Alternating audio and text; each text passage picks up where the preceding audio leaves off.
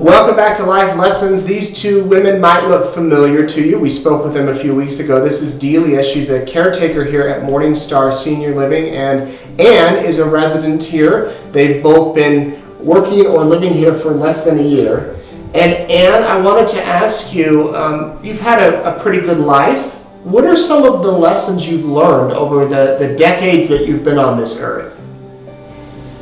Well, I've learned finally that I need to push my button when I need help.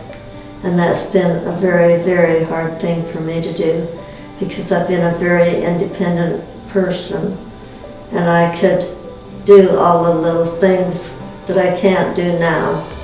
It's hard for me to pick things up off the floor, and I've become very clumsy with my right hand. So it's made it especially hard for me.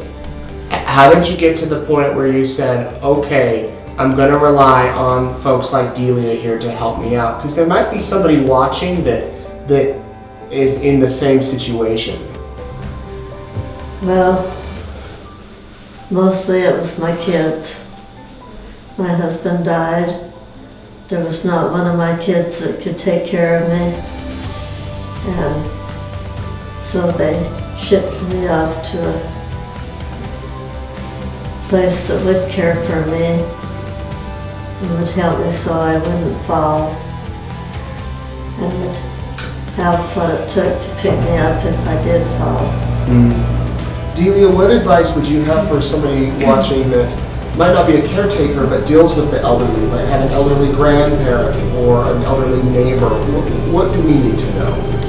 Just make sure that you spend every single moment and cherish every moment, because unfortunately things come to an end at one point, and I would just make sure that you live your best life and have a good attitude with it. And what do you want to be remembered for?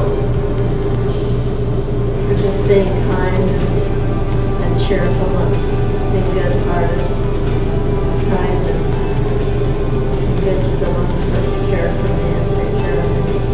And I want my children to think of me as a caring mother and one that loves them and cares about them. Even now, even though they've reached the age of retirement, most of them, a couple of them still have a few years to go before they retire. But they just call me often, and the daughter that lives in Rigby comes and sees me fairly often. That's great. Well, thank you for living such a good life. I can tell you're a kind woman, and thank you for all you do to help people like Ann live out their glory years. So thank you both for chatting with me today. Thank you.